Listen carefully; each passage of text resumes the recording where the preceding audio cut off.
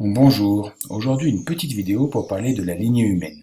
Nous appartenons à la grande famille des primates avec qui nous partageons une main préhensible, des pouces opposables et des ongles au bout des doigts. Notre plus proche cousin est le chimpanzé, avec qui nous n'avons que 1,23% de différence structurale au niveau du génome. Cela explique sans doute pourquoi certains individus des deux espèces se ressemblent autant, n'est-ce pas? Cependant, 1,23% de différence, ça représente quand même 40 millions de mutations. De même, de nombreux gènes s'expriment de façon différente dans les deux espèces, ce qui fait qu'on a quand même des différences très évidentes au niveau des deux espèces. Donc parmi ces différences, la première d'entre elles est la bipédie. Donc l'homme est bipède et cela peut se revoir au niveau de son squelette. En effet, chez les quadrupèdes, la courbure de la colonne vertébrale est unique, alors que chez l'homme, il y a plusieurs courbures afin d'amortir les chocs au moment de la marche bipède. La deuxième différence est au niveau du trou occipital. Il est en arrière chez les individus quadrupèdes, alors qu'il est bien situé au centre du crâne, en dessous du crâne, chez les individus bipèdes. Troisième différence au niveau du bassin. Alors qu'il est étroit et long chez les quadrupèdes, il est court et large chez les individus bipèdes, afin de mieux soutenir le poids des viscères. C'est malheureusement un désavantage au moment de l'accouchement.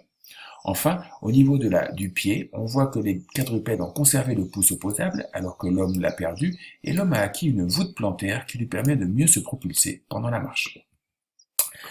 Une autre différence se situe au niveau du fémur. En effet, chez l'homme, le fémur est incliné sous le genou, sous le bassin. Il descend comme ceci. Ça permet une meilleure répartition du poids et du centre d'inertie, alors que chez les gorilles quadrupèdes, ce fémur est resté vertical et qu'il exerce un angle orthogonal avec la base du genou.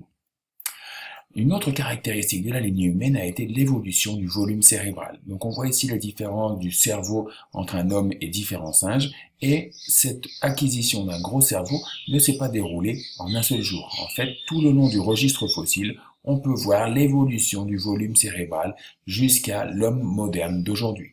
On remarque que l'homme de Néandertal avait sans doute un cerveau plus volumineux que le nôtre.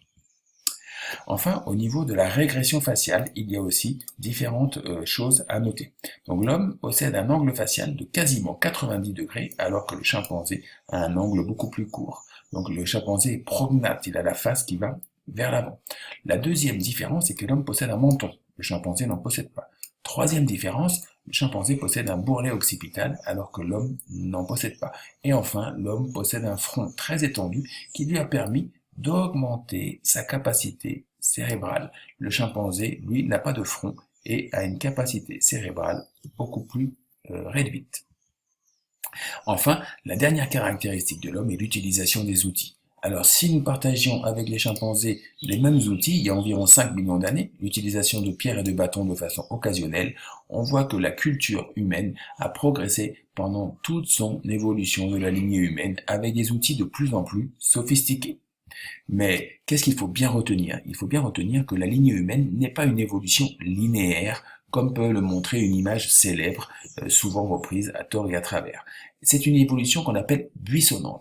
Donc cette évolution buissonnante est caractérisée par un très grand nombre d'espèces qui ont souvent vécu de façon simultanée. Certaines d'entre elles pouvaient avoir des caractères archaïques, d'autres des caractères plus avancés. Et un peu plus tard, c'est-à-dire 2 ou 3 millions d'années, des caractères qui étaient avancés ont pu redevenir archaïques et vice-versa. Donc voilà pourquoi on parle d'évolution buissonnante et pas d'évolution linéaire. En vous remerciant de votre attention.